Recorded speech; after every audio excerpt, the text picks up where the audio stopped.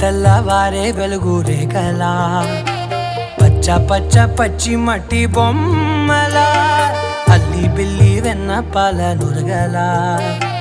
అచ్చ తెలుగు ఇంటి పూల కొమ్మలా